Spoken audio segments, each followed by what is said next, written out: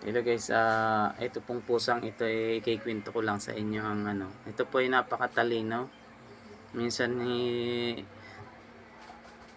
nagnakaw ng ano yan, ng pagkain dun sa kapitbahay. Ngayon hinuli nung ninakawan ng pagkain. Nilagay sa sako. Tapos nung siya ay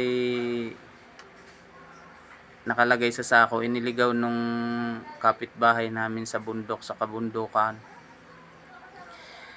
Ngayon, nung iniligaw niya yung pusang ito, pumunta sa naandun sila sa kabundukan. Noong pagbalik nung matanda, hindi na siya makabalik. Hindi niya alam kung saan siya dadaan. Tapos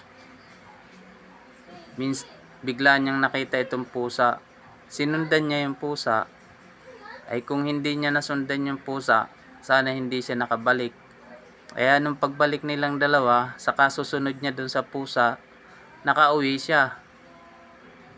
Kaya yung pusa, sa halip na ililigaw niya, siya ang naligaw.